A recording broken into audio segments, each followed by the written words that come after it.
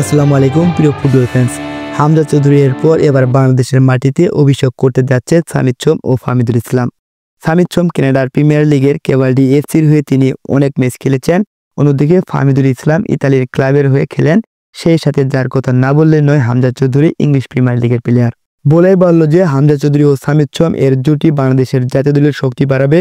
সেই সাথে রয়েছেন ফাহমিদুল ইসলাম, যাকে কেন্দ্র করে লং টাইম বিতর্ক হচ্ছে।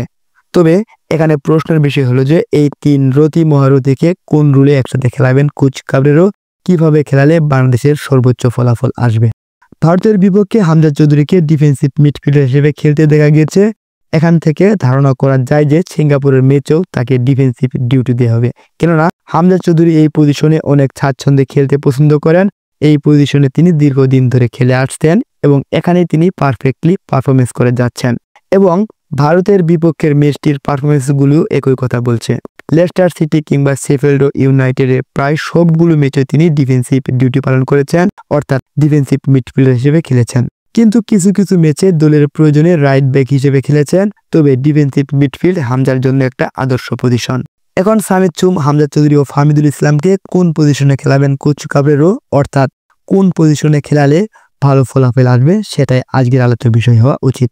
এখন আসি সামিদ সোমের প্রোফাইলের দিকে। তিনি মূলত central midfielder, club career Major League soccer এবং বর্তমানে কানাডা লিগ তিনি সেন্ট্রাল মিডফিল্ড হিসেবে খেলেছেন। তার ক্যারিয়ার ও খেলার পজিশনে ব্যাখ্যা করতে গেলে বলা যায় যে এই সেন্ট্রাল মিডফিল্ড পজিশনে তিনি 80টিরও বেশি ম্যাচ খেলেছেন এবং সেরা পারফরমেন্সগুলো এই সেন্ট্রাল মিডফিল্ড থেকে এসেছে। তবে কোচ চাইলে এই দুজনকে আরেকটি পজিশনে খেলাতে পারেন। কোচ কাবরেরো সামিদ সোম, হামজা চৌধুরীকে ডাবল কিবোর্ড পজিশনে খেলাতে পারেন। ফরমেশনটা যদি 4-2-3-1 হয়, অর্থাৎ মাঝখানে 2-এর ডাবল পিভট হয়, তাহলে হামজা চৌধুরীকে ডিফেন্সে রেখে সামিদ সোমকে বক্স টু বক্স মিডফিল্ডার হিসেবে খেলাতে পারেন। সামিদ সোমকে আরেকটু ফ্রি রুলে খেলাতে পারেন, তবে সেটা পুরোপুরি নির্ভর করবে কোচের উপর।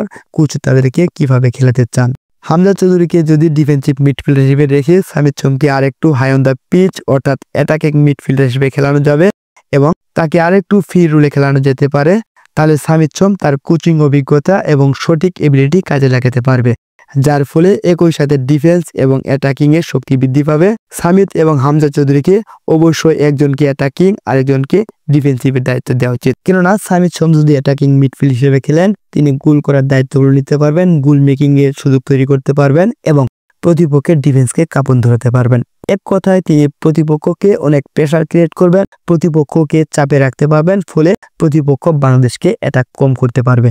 এছাড়াও বাংলাদেশের অতীতের ম্যাচগুলো বিশ্লেষণ করে দেখলাম, অতিমাত্রায় ডিফেন্স খেলার কারণে কোনো ভালো ফলাফল করতে পারেনি কোচ কাবরেরো। এর পাশাপাশি আমাদের আরেকটা বিষয় মাথায় রাখতে হবে, বাংলাদেশের এখনো প্রপার গোল মেশিন নেই কোনো ফিনিশার, যাকে বল দেওয়ার মাত্রই গোল ফিনিশ করে আসতে পারবে। মূলত এই সমস্যার জন্য সামিদ সোমকে যদি একটু অ্যাটাকিং মাইন্ডে রাখা হয়, তাহলে এই জায়গা থেকে গোল বের করে আনতে পারবে অথবা গোলের চান্স তৈরি করতে পারবে। সুতরাং কোচ যে সিদ্ধান্ত নেক না কেন, যে ফরমেশনে খেলুক না কেন, সামিদ সোমকে অ্যাটাকিং মিডফিল্ড হিসেবে খেলতেই হবে, কেননা তিনি এই পজিশন থেকে গোল স্কোরিং এবং গোল মেকিং এবং গোলের সহায়তা করতে পারবে। এছাড়াও সামিদ সোম রাইট মিডফিল্ডার এবং রাইট ব্যাক এবং রাইট উইঙ্গার হিসেবে খেলতে পারেন। এক কথায় তিনি রাইট জোনের যে কোনো অঞ্চলে খেলতে পারেন এবং গুরুত্বপূর্ণ ভূমিকা রাখতে পারেন। তবে বাংলাদেশের দলের অভাব অনুসারে তাকে রাইট মিড কিংবা রাইট উইঙ্গার হিসেবে খেলানোটা যৌক্তিক হবে না। তিনি properly attacking midfield, box to box midfielder হিসেবে খেলতে ভালোবাসেন। তাছাড়া হামজা চৌধুরী যেহেতু ডিফেন্সিভ মিডফিল্ড হিসেবে খেলেন, তার ডিফেন্সিভ কন্ট্রিবিউট অনেক বেশি, তিনি ওয়ার্ল্ড লেভেলে ট্যাকল করতে পারেন। মূলত তার জন্যই সামিদ সোমকে অ্যাটাকিং মিডফিল্ড হিসেবে খেলানো যেতে পারে। একদিকে সামিদ সোম অ্যাটাক সামলাবেন, অন্যদিকে হামজা চৌধুরী ডিফেন্স সামলাবেন। এভাবে যদি সামিদ সোম এবং হামজা চৌধুরী জুটি বেঁধে খেলতে পারেন, বাংলাদেশের জয় সুনিশ্চিত। এক্ষেত্রে হামজা চৌধুরী ডিফেন্সের দায়িত্ব পালন করবেন, আর সামিদ সোম যদি অ্যাটাকিং মিডফিল্ড হিসেবে খেলেন, তাহলে বাংলাদেশের অ্যাটাকিং এবং ডিফেন্সিভ দুই অভাবই একসাথে পূরণ হবে। এখন আসি ফাহমিদুলের খেলার পজিশন নিয়ে। ফাহমিদুলের খেলার পজিশন নিয়ে যদি কথা বলি, তাহলে বলতেই হয় ফাহমিদুল ইসলাম বর্তমানে ইতালির ক্লাবে খেলছেন। তার প্রোফাইল অনুসারে তিনি একজন লেফট উইঙ্গার, লেফট উইং এবং লেফট ব্যাক হিসেবে খেলতে পারেন, অর্থাৎ সামিদ সোমের একেবারে বিপরীত পাশের জায়গাতে খেলেন এবং সামিদ সোমের বিপরীত রোল প্লে করেন। লেফট সাইডের হোয়াইট উইঙ্গার হিসেবে খেলতে পারেন এবং বাংলাদেশের জাতীয় দলের জন্য এটাই তার জন্য গ্রহণযোগ্য একটা পজিশন হতে পারে।